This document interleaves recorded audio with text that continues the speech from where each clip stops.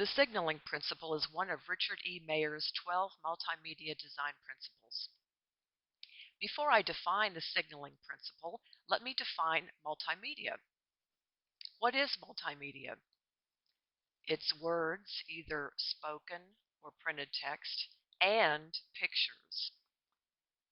Lots of examples of pictures. We have illustrations, photos, animation, video, graphics, graphs, diagrams, maps, and photos.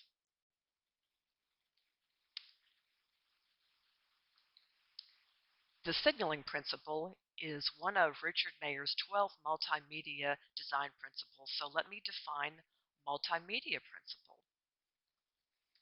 It is the premise that people learn more deeply from words and pictures than from words alone.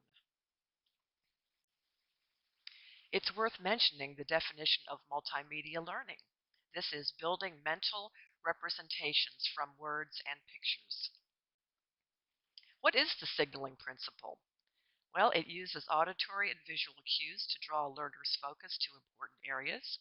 It uses introductions, headings, steps 1, 2, 3 to help learners organize information. It can use bold fonts, colors, arrows, and bullets to draw emphasis. Words and pictures must be together to produce meaningful learning. This is one of the important reasons or ways to use the signaling principle. Why is the signaling principle used? Well, it reduces learning time. It directs attention to learners. It enables meaningful learning, which is distinguished by memory retention. It assists in organization of the material. It reduces cognitive load, which brings me to my next point. I've noticed this is highly helpful for distractible students.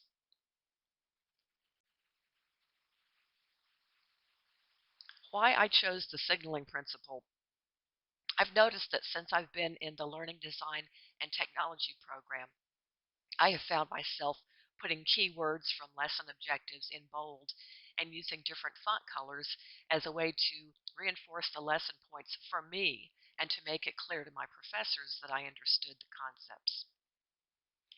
Now that I have read more about the signaling principle, it was interesting that the findings in research show that using this principle fosters faster learning by directing the learner's attention, and in most cases is beneficial to improved learning outcomes. As I said in the previous slide, this principle will really benefit distractible students.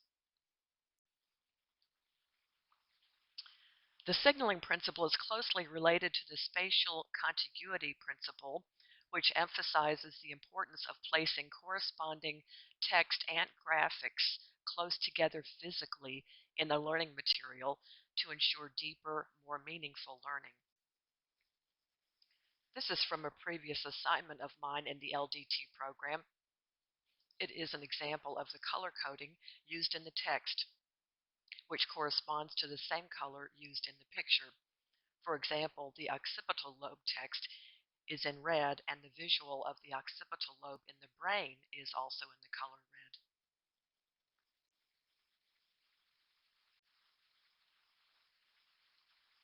Here is my second example.